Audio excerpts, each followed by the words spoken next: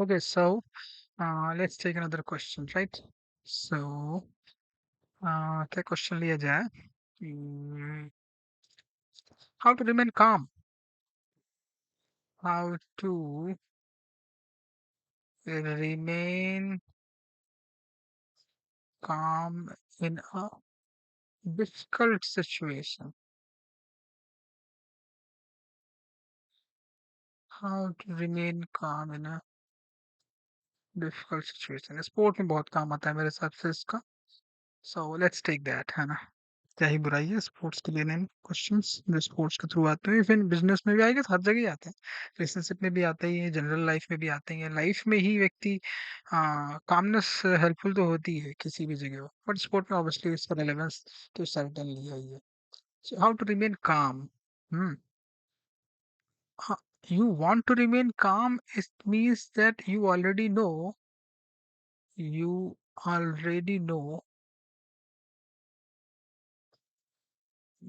that you find yourself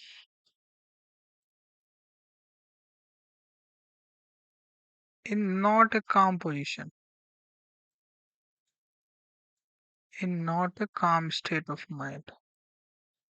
ठीक है, आपको ऑलरेडी ये बात पता है, तभी तो ये क्वेश्चन पूछ रहा हूँ ना, हाउ टू रिमेन काम इन डिफिकल्ट सिचुएशन. इसका मतलब कि you find yourself repeatedly in it.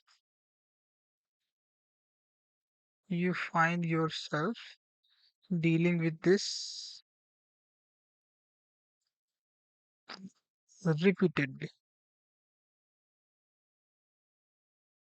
है ना? एक सर्टेन सिचुएशन में आप अपने आप की बातों को डिस्कस सिचुएशन में, एंड देन यू फाइंड कि आप काम नहीं रह पाते हो, इसलिए आपका है ना वहां पे जाना चाह रहे हो कैसे काम हो गया.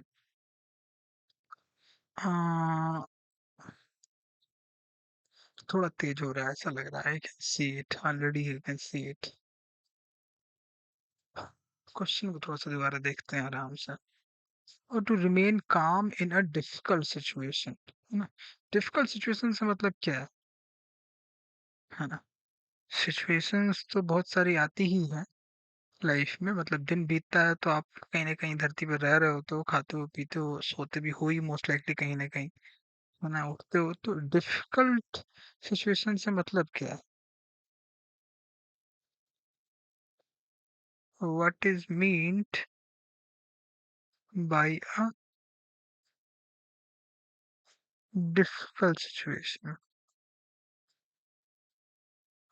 अगर सिचुएशन की जहां तक बात, तो सिचुएशन तो आती हैं फिर चली जाती हैं, है ना? और फिर आ जाती हैं फिर चली जाती हैं. तो इट मीन्स कि easy to difficult, easy situation से डिफिकल्ट सिचुएशन आती है, और फिर डिफिकल्ट सिचुएशन से कुछ वक्त बाद अपने आप को इजी सिचुएशन में पाते हो, है ना? सो ऐसा लग रहा है कि व्हाट यू डू, है ना, what you do in an easy situation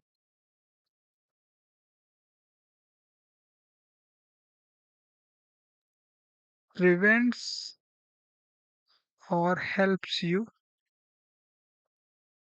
prevents you in coming into a difficult situation, or even if that comes, helps you uh, deal with that situation calmly.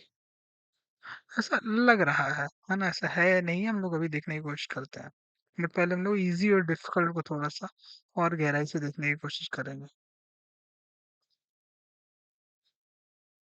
सो एक situation क्या होती है, मतलब sport की बात करूंगा तो फिर अलग हो जाएगा, एक स्पोर्ट चलूंगा, मान लो सिचुएशन की बात करूंगा, हाँ ऐसी बात नहीं भी करना चाहूंगा मैं. हाउ टू रिमेन काम इन ए डिफिकल्ट सिचुएशन. ऐसा लग रहा है कि सिचुएशन आपको ट्रिगर कर रही है ना? सिचुएशन में मोस्टली ऑब्वियसली पीपल शामिल होते हैं ना, लोग शामिल होते हैं. पीपल का मतलब एक relationship. So it seems someone else, है ना, someone else in the relationship is causing you a disturbed state of mind, if not a calm state of mind. और calm अगर आप नहीं रहते हैं, then you do something, obviously, है ना, you respond in a certain way, you do something जिसका फिर रिजल्ट कहीं ना कहीं आपको ही पता है कि बहुत अच्छा नहीं होगा, और उस रिजल्ट को आप कहीं ना कहीं नहीं चाहते हो, आप कोई दूसरा रिजल्ट चाहते हो, अच्छा, जिससे रिजल्ट वन और रिजल्ट टू।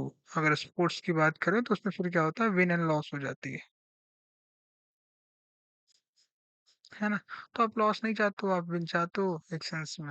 और आप कुछ समय खेलने के बाद समझ जाते हो कि अगर जब मैं काम रहता हूँ तो यूजली मैं सही चीज करता हूँ, है ना? उसका रिजल्ट यूजली विन में होता है, अगर काम नहीं रहता हूँ तो लॉस होता है, तो आप लॉस अवॉइड करना चाहते हो। तो इसका मतलब है कि डिजायर ऑपरेट हो रही है पहली बात इन द फर्स्ट प्लेस, है ना?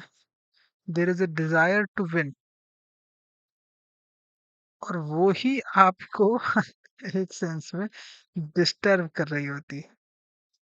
ठीक है, तो इसका मतलब ये है कि एक सेंस में the more you have, the more you have understanding of the nature of desire,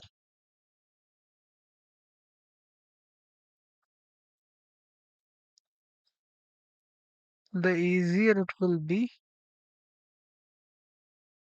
for you to remain calm in a difficult situation, क्योंकि वहां आपको फिर, हाँ, you will have good understanding of anger, you will have good understanding of thinking, which is a mechanical process. You will have space, creativity, freedom, joy as well, peace too. So I know यहाँ पे थोड़ा सा तेज जा रहा हूँ मैं, but because I know कि I will cover these more and more, so short में यही है basically कि आप डिजायर को समझने में और उसके पूरे मूवमेंट को समझने में, जो कि बेसिकली एक सेंस में थॉट का मूवमेंट है ना? इसको समझने में इन्वेस्ट करेंगे जब आप, तो यू विल स्लोली फाइंड कि आपका कामनेस जो है वो बढ़ना शुरू हो गई है, जो कि अगेन बात घुमा फिरा के वही आ रही है कि साइकोलॉजिकल मुद्दों को, है ना, when you do not give proper value to psychology as a society,